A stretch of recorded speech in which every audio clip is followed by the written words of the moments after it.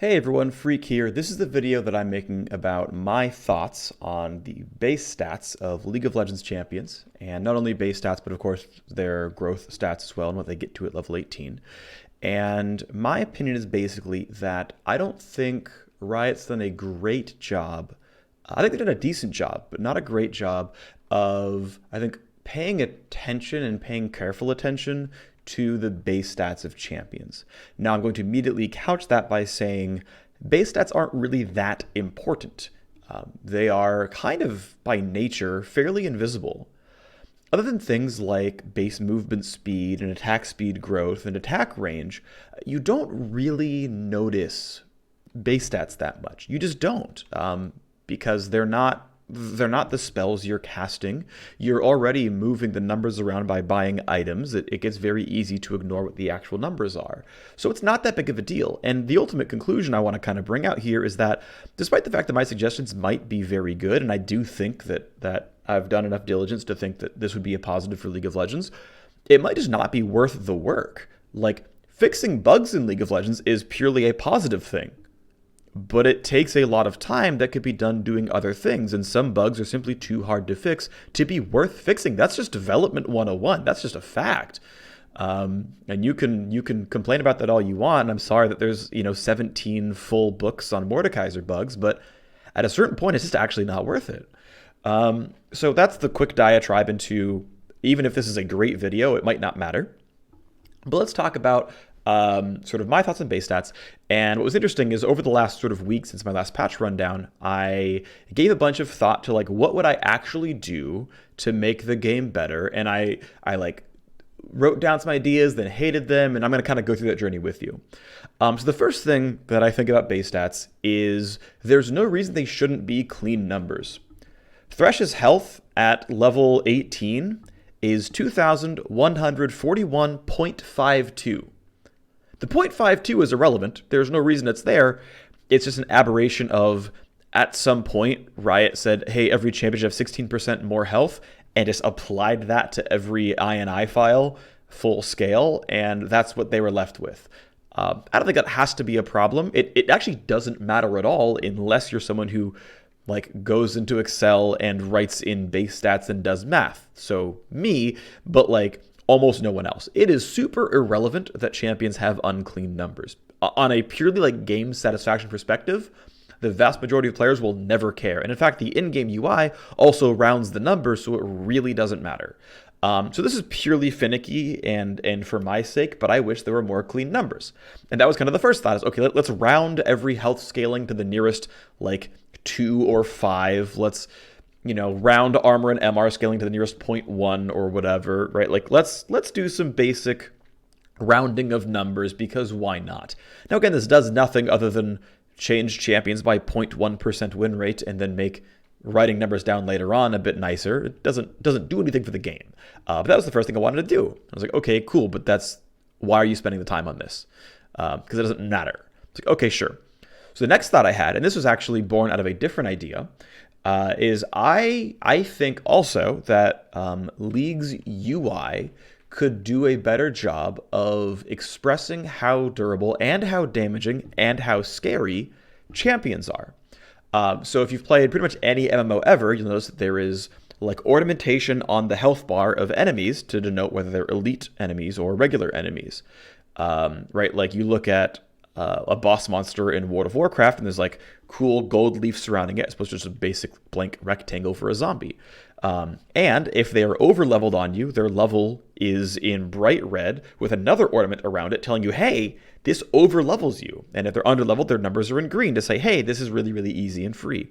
And a lot of other MMOs do that as well, but I thought that kind of stuff could be useful in League of Legends. Like, hey, if you over level me, or your inventory value is higher than mine, or some other, whatever people decide is like worth showing, like, hey, just warn me they're more powerful. Because it's not like I can't press tab. It's not like I can't look at your number, look at my number. But I believe that there is value in the game being like, no, really, this person is scary. Some people are going to be like, you're dumbing down the game. I personally think it's still the right choice for the game. But that's my opinion. You don't have to agree with it. So anyway, coming out of that sort of self-discussion around the game UI being more obvious, I realized that the game does not do a good job in actually telling you how tanky a champion is, because there's really two factors that go into it, and then occasionally a third. There's your health, obviously, and that shows in the UI. There's also your armor and magic resist, and then in some cases you have like damage reduction from things like Alistair Ultimate. And in some cases, with like Kale, you ult someone and a gold bubble goes around. You're like, they're really durable right now. Okay, that makes sense. And Alistair ult, I think, does a half-decent job, and Braum E does a decent job of telling you that it's durable. And my understanding is the whole sort of point behind Gargoyle Stoneplate was the designer saying, hey, can I make the health bar more obvious who's tanky? And thus made a ubiquitous tank item that literally doubles the size of your health bar when you activate it and go, this guy's really tanky. And I think that's super valuable. I think it's a really, really good thing. And in fact, I'm glad that, for example, Cinder Hulk gives % bonus HP, and that tanks by War Mugs and get more HP. Like, as you buy items, the game is decent. Decent could be much better, could be worse. Decent at telling you how tanky a champion really is. But because there's disparity in armor and magic resist, you can have a Jinx have 578 health at level 1 with 22 armor, be less tanky than the like Fiora with 530 health, but way more armor. And you're like, well, this health bar is bigger than that health bar. Yeah, but that champion's harder to kill. Why?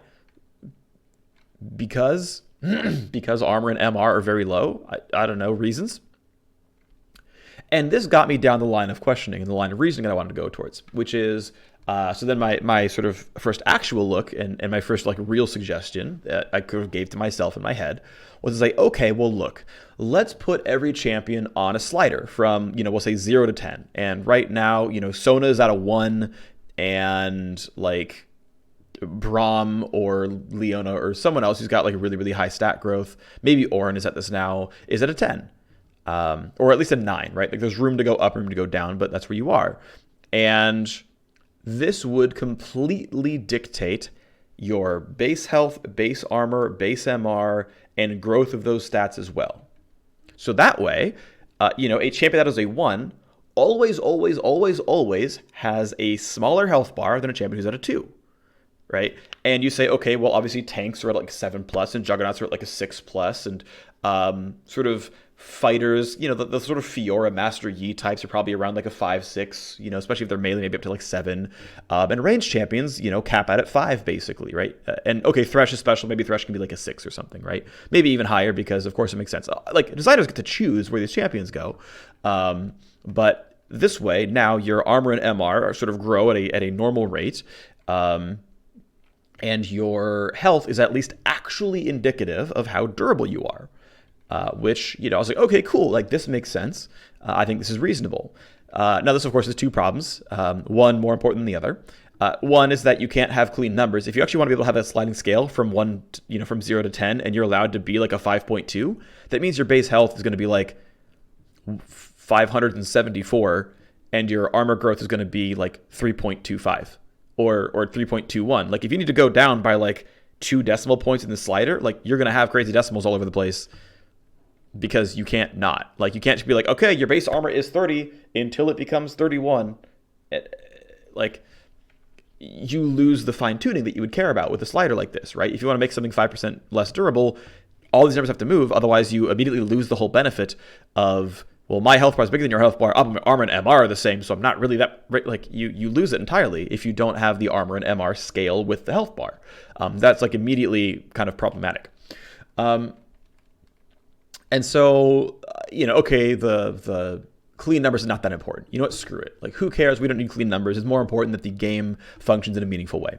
And I was like, okay, that's pretty reasonable. The other problem, though, that I think actually has a bit more teeth is that you can no longer really dictate whether a champion is more or less durable to physical or magical damage. Now, I'm actually not sure that's a problem. I'm not sure that it matters that a designer in base stats can tell you that a champion is more durable in physical versus magical damage. I'm not sure that matters. And I actually have like a big sheet where I've copied a bunch of numbers down. And I have comparisons on actually how durable champions are in physical versus magical damage output, how tanky they are against things. So, hey, pop quiz, everyone. By comparing armor to magic resist, what are the 5 champions that you most that are most easily killed by magic damage relative to their overall durability? That just because base stats are a thing, because designers chose numbers without, I think, really spending that much time and effort caring about them, because truly it's not that important and they have other things to do, and I really do believe that. Give me your top 5 easily killed by magic damage champions. Well, the top 5 are actually Braum, Soraka, Nami, Bard, and Rakan. Rakan's in a special case because Rakan is a ranged champion, thus has 0.5 magic resist growth, but scales up to like 110 armor. So Rakan is like ludicrously easily killed by magic damage and ridiculously tanky against physical. And Braum's in kind of a similar boat where, okay, he's a melee champion, so he has melee MR growth, 1.25, but his armor is so high, he is on the relative spectrum based on how big his health bar is. He is the most skewed towards dying to magic damage. So, hey, next time you find yourself laning against most supports, Braum, Soraka, Nami, Bard, Rakan, they're all supports. They all have insane armor growth. Deal magic damage to them. That's their biggest weakness. Those are the 5 biggest weakness magic damage champions in the game. There's no reason why. They weren't really designed to be this way. That's just where their stats lined up, because they have exceptionally high armor for being ranged or melee champions, because MR is templated and armor is not. And so designers get to decide whether or not you die to physical or magical damage by changing your armor value, right? And that just seems so finicky and weird, and I don't think it's usually done with a lot of care and consideration. I don't think it is. Hey, it's also part of the reason why like Zyra and Brand are really good supports, because no one has any MR in that lane. Instead, everyone has armor and no health. Because reasons, really, is what's going on there. That's kind of strange, but that's the way it is. Next up, here's your new pop quiz. Not counting obvious sort of outliers like Thresh, who their armor is not in base stats. We're going to skip that one, obviously, for him. Who are the 5 easiest to kill champions with physical damage? Now, again, I'm not looking at how much health they have. That's a different question. I'm asking on the slider, who is most susceptible to physical damage compared to magic? Now, of course, you've been paying attention. Of course, these are all going to be melee champions, because melee champions actually gain a lot of MR per level. And the 5 easiest to kill champions, that are most skewed towards dying to physical: Fizz, Talon. Okay, sure, assassins, I get that. They died to marksman. And juggernauts like Darius. Trundle, Scion, Echo. Yeah, Trundle's armor sucks. Trundle has just like garbage armor and thus gets auto attacked to death. Or just like will lose to things like Fiora. Scion also has abysmally low armor. I don't know reasons. Just does. And then Echo, okay, sure, right, whatever, melee fighter, I kind of get it. Like, someone has to be last, right? But again, like, I don't really think there is care and consideration being done here. And in fact, I went in and I mathed this out. I looked at the highest and lowest bounds, and it starts pretty reasonable at level 1. So this stat is basically your physical durability versus your magic durability, right? If you're at 100%, it means they are equal. Your armor and MR are identical. That and not just like armor versus MR, it's the actual durability of the stats, right? It's 100 plus the number is the basic value here. Never mind that. So at level 1, it's pretty reasonable. Champions are between 90 and 111% durable, which means you've got fairly little movement across the board. It's not too bad. You've got champions who maybe have, as I scroll up on a dock here, like 30 armor or like 30 magic resist and 18 armor. And that means, you take basically you have 91% as much durability against physical as you have against magic. And on the very high end of the table, you look over at someone like Tom Kench or Braum. They have 47 armor and 32 magic resist, right? Those numbers aren't that far apart. I still think it's probably a little bit weird that these are champions that survive auto attacks and these ones aren't. Though it does make sense, right? Melee champions typically need to withstand auto attacks, and so I get it. I understand totally if there's champions who just need to be better against auto attacks because laning phases exist. So there is room for movement, and I get that. But then the level 18 stuff is actually pretty crazy, where you've got basically 80. You've got a champion here's Orianna, who has 68 armor and 38 magic resist, and it's just like a like exceptionally abusable by physical damage because that's where her numbers are. And then on the other side of the board, you've got champions like this Rakan with 102 armor and that same 38 MR. And so even though Rakan's and Orianna's health bars might look the exact same, Rakan has like 70 more armor than Orianna, and it doesn't appear anywhere, right? And that's really where things get weird, is that, yes, it's kind of nice that designers could maybe choose how durable you are against physical versus magic, but I think it really breaks down if you're not actually spending a lot of attention and actually figuring out what these things are good against. I think it's completely invisible and completely useless to be this far apart for no reason. That you can be between 18% or 46% more durable against physical than magic, and it doesn't show up anywhere that's obvious, right? You have to click on them, then look at their stats and go, oh, okay, that's 104, right? Like that I don't think it makes sense for this to be this way. Now, I do think if you want to have a champion that is like good against physical or good against magical, you can do that. You look at Galio's kit, who just gets percent of his max HP as a magic damage shield. So he is obviously good against magic damage. Now, also his base stats coincide with this, and he is actually number 7 in the list of champions most skewed towards please deal physical damage to me. Like, that makes sense, and that's fine. I think that's a completely reasonable choice. He's number 7. Malphite is not. Malphite also has a bunch of bonus armor with his W passive, and it gets multiplied by his character passive. But his stat skew is between Sivir and LeBlanc. That, okay, yes, I understand, again, Malphite does learn his W, and like that does move over. But in a world where some champions have base stat differences and some don't, Malphite, the physical damage tank, is between Sivir and LeBlanc. That's where he's placed on the damage skew. Like, it doesn't really make sense. And you've got other aberrations as well. Orianna is an incredibly frail champion. She has, like, lowest in-class armor, basically. But she has 2,077 health at level 18. She has exceptionally high HP, especially for a self-shielding champion. Like, by comparison, Lulu goes to 1,783. Kennen, who dives into melee on purpose, is at 1969. Like, there's all these champions that just have smaller health bars than Orianna, despite the fact that she can self-shield, buff her armor and MR and other stuff, and just like, yeah, just over 2k, because reasons. But she's being held down by the fact that her armor growth is really low, so she is still frail in general. She'll still die in team fights, but like, why is this an armor growth and not, health, so now that her health bar looks too big, right? Like, these are things that I think really matter and that are actually relevant. And again, they don't matter a ton, but it's just like, it's there and no one's really paying attention to it. So let's talk about some more of the things that happen when base stats change around. Because I do think just having like a generic sliding scale is kind of awkward. But let's talk about some of the things that actually base stats do for the game. All right, so one of the things I remember from way back in the day, and look, times change over time.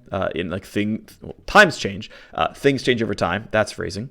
Back in the day, the reason melee champions got one level of MR growth, and at this day and age, it's 32.1 plus 1.25 per level, and non-melee champions got stuck with 30 plus 0.5 per level, was that typically area of effect damage was magical. That if you were taking an Amumu Ultimate or an Orianna Shockwave, not Bullet Time, Misfortune's ult is physical, don't get me wrong, but the vast majority of area of effect spells, Karthus and Annie and Fiddlesticks, were all magic damage. And being melee, it's very hard to avoid area of effect damage. You have to be in the thick of the fight. You have to be in everyone's face and near everyone else and tanking these spells. So you need to have more magic resist growth because you're going to be taking more AoE damage. And that was sort of round one of why these champions had different MR. Like, keep in mind, right, back in 2009, League of Legends was, pretty heavily inspired by Defense of the Ancients, by Dota, where actual magic resist in Warcraft 3 was the exact same for every hero. And I don't think it's even changeable, at least not on a character-by-character basis. So, like, it just had to be that way.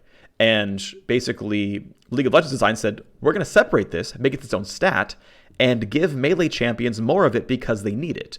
Right? In Dota, MR didn't scale. It was 30% damage off forever, period, you're done. And then, like, there were a couple of items technically, but it was kind of a niche stat. In Warcraft 3 especially, in Dota, there's a couple. And again, so that was the initial goal, right? Is, hey, melee champions deserve MR to survive AoE. And I think that was a good design choice.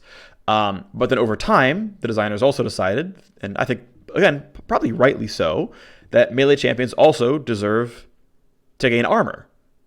Because they're in the front lines, they're tanking things, they also deserve to have armor. Now, some of you might have caught the irony in this now, where if you're giving melee champions extra magic resist to survive AoE, and thus bias them towards surviving magic damage, then why do champions like Braum and Rammus, okay, no, Rammus is a good example to be fair, but champions like Braum and Leona and mostly support tanks, but Darius is up there, he's like top 15. Why are these champions biased towards surviving physical damage? Weren't they given the stat to survive AoE? Why is Darius bad against magic damage? Because Darius' armor growth is super high. He gets up to 107. That is exceptionally top flight. That's really, really, really high. Urgot has the stats of melee champion. He also gets high MR growth, and he gets up to 111 armor. So, 8 years ago, 9 years ago, 10 years ago, these champions were being given base stats to accommodate the fact that they should be able to survive team fights. And then over time, the designers said, no, we'd rather give them armor growth instead of health growth, which then biases them away from surviving magic damage. Right? If the champion is X durable, they either skew this way or that way, and they've all skewed away from magic damage. Now, again, maybe this is correct. Maybe Darius should just have enough armor to survive Ashe auto attacks in the late game. But it just means that at some point the goalposts moved, and I don't think there's ever a senior designer who was like, all right, everyone, we no longer want to have melee champions survive AoE. Like, that discussion never happened. It was just a champion designer would be like, I feel like Darius should have more armor now. He's wearing plate mail. This makes sense. Let's give him armor. And then you just play test the champion. And when the champion feels balanced, you're like, cool, we're done. Our numbers are fine. And I think that is essentially where these problems came in. However, there is one other caveat. One other caveat, because this discussion is very difficult. I think it is good that champions like Juggernauts and tanks have high armor and magic resist growth. And it's because flat pen is a system. Now, actually, despite the fact that there are some issues with the idea of calling a stat magic penetration and it being bad against tanks, like, this is a common difficulty for newer players.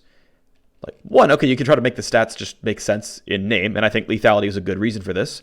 Lethality is no longer flat armor pen. Brutalizer was never good against tanks. Lord Dominic's regards that's percent armor penetration, and lethality sounds like an assassin stat. Right? Like, that works a bit better. I want there to be something magic lethality and not just Sorcerer's Shoes be called magic pen. I think that is actually a problem that should be fixed in League of Legends.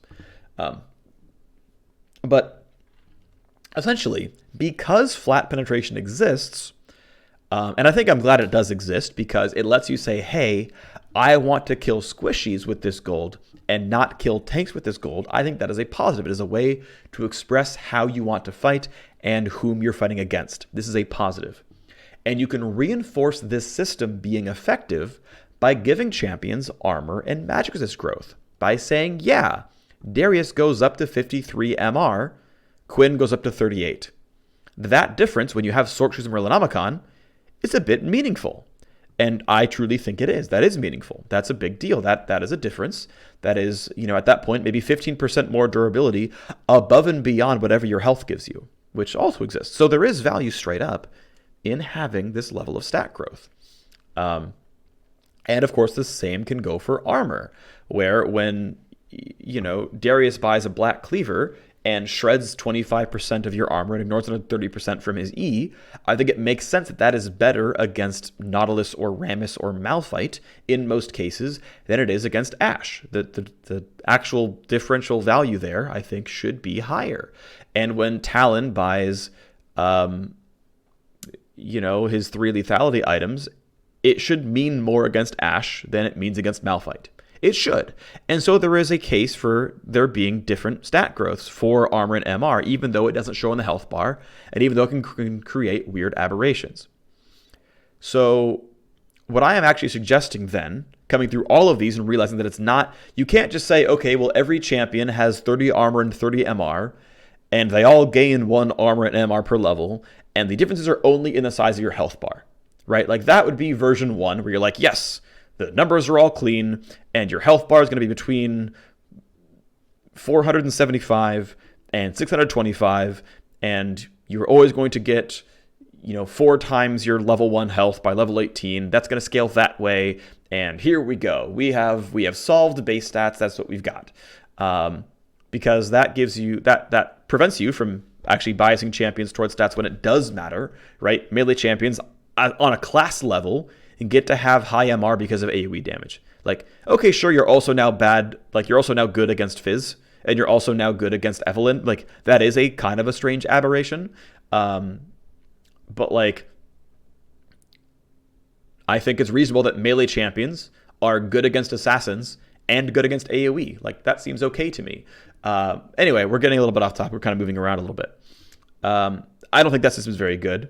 I think you need to have a little bit more differences there. And so my actual suggestion is to more or less have like 4 or 5 templates of armor and MR growth, and then let designers fine-tune health and health growth and health regen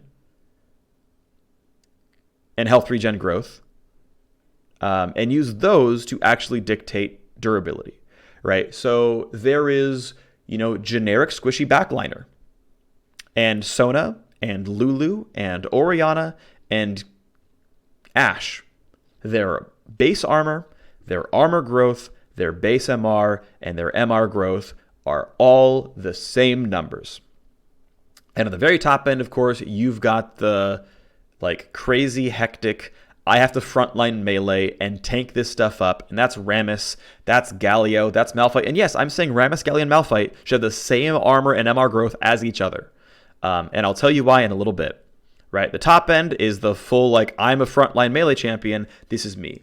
And of course, there's room in the middle, right? There's the Tryndamere area and the Fiora area, and there's the mid ground where, you're playing Fizz or Talon. Like, you have to melee, but you're also tricky, so you don't need tank stats. Like, you don't want to go back to tank Echo, whose base stat growth is high enough that you're like, surprise, I'm Echo, I survive everything. Like, base stats can make your builds weak. Like tank Ashe can never be as good as tank Rammus because Ashe has too few points in health, armor, MR. Like, even with a full build, she's still substantially less durable, right? So you can kill tank builds by lowering base stats. And you can do that for tank Echo and tank Evelyn, things like that. Okay, right? And you just have, I'm making up a number, but like 5 different spots you can put a champion in. And I think that's reasonable, right? I think it's completely reasonable to say, yes, we want to keep armor versus MR growth in line. We want them to make sense. We want these to be reasonable.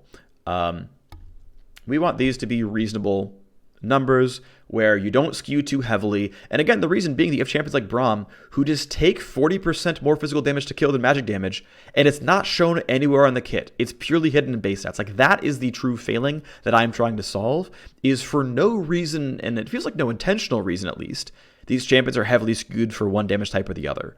That, like, you can choose to play Talon or Fizz as an assassin into Syndra. Which one's better? I don't know. It's based on her armor growth. You know her armor growth? No, I don't. But one of them's better. But, like, that's the problem I'm trying to solve. So you make templates with clean numbers, with obvious sort of breakpoints and durability points. Say, yes, this is the anti-assassination and or anti-AoE stat profile this champion has. It's basically how assassinatable is the champion, 1 through 5. And you just pick one of those numbers. And then your actual fine-tuning is in health and health growth. And what's great is you can also solve for early game laning power with also health regen growth and health regen as a base stat. Because your laning phase is going to be 4 or 5 minutes at a time between recalls. And poking someone down gets to happen if you're allowed to fine-tune health. And the reason I think health is pretty okay to fine-tune is because those numbers are at least obvious, right? When you see a champion with 480 health at level 1, you go, oh, that is a really, really, really frail champion. And when you see a champion with, 2,400 health at level 18, you go, oh, that is a really, really durable champion. Okay, that's good to know. But you've got really strange aberrations like Anivia, who scales up to 1,874 health, which is exceptionally low, but her armor growth gets her up at 90. So she is below average tankiness on health, and yet, and this is because she revives, right? Like, she is the kite back, get away from you, slow you, put up walls, stun you, also revive you, get me, kite back mage. So she's really, really, really frail. She's under 1875. But she actually takes 3,071 physical damage to kill. So, JK, actually pretty tanky. Because, of course, she's going to buy Rod of Ages, and she's going to buy Merlinobicon, she's going to buy Leandria, she's going to buy Seraph's Embrace, put up the shield, and oh yeah, by the way, her armor's like 90, so these go a really long way. And there's no reason for this to be the case other than numbers kept getting shifted around and no one paid close attention. This video ended up going maybe a bit longer than I expected, 31 minutes long, but that is what I think should happen with League of Legends base stats. I think there is definite value in having the baseline assassination ability of champions be relevant to what class they are. I think there is value in actually constraining, or at least being intentional, about the physical versus magic damage taken spectrum. Like, I don't mind that armor outgrows MR eventually because auto attacks outgrow spells eventually. Like, that's fine. But, like, let's at least be intentional about how far they're moving, right? Like, Rakan's and Nidalee's needs are arguably very similar, and yet Rakan just has 30 more armor. YOLO. For the same magic resist, right? Just like, it doesn't make a lot of sense. But you can still fine tune not only early game durability with base health and also, health regen. And that's how I would do it. That's how I would change base stats to make things make more sense. Because then what your health bar looks like actually is correct to who you are as a champion, because you're only allowed to have so much MR as Anivia because you're not allowed to go into that third bucket. That's what I would do. And the last point I was going to say, because I said I'd get to this real quick. With champions like Galio and Malphite and Rammus, who are very obviously built to be anti a certain damage type, I don't think the cool way to do that is in base stats. It's invisible and you don't interact with it directly. The cool way you do that is having your abilities scale off of armor, or having on the kit, hey, learn this ability and gain bonus armor and MR, right? Galio's W passive gives him a magic damage only blocking shield that everyone can see. Cool, so he doesn't block Talon damage at all. Got it. Galio's damage reduction on W scales off MR purchased. So when you look at your tooltips and you're looking to buy items, you're like, I should buy Magic Resist. It will make me tankier. And when you're Malphite and you look at your kit and your Rammus look at your kit and you go, oh, I gain bonus armor for my W, and my spells do more damage when I buy armor. Okay, cool, I got it, right? That is the interesting way to bias a champion towards armor and magic resist. That is the cool way you make them do this thing. And they could be given good tank base stats. That's where I think the real differences should exist. I don't think your armor and MR growth should be where differences exist. It should be in the things that reflect in your health bars, and the things that reflect in your tooltips, and the things that reflect in your items. That way people can actually look and discern the differences in champions. No one clicks on you, looks in the top left corner, and goes, oh, that's 87 armor. No one does that. That shouldn't be where the differences are. Thanks for watching, and I'll see you next time.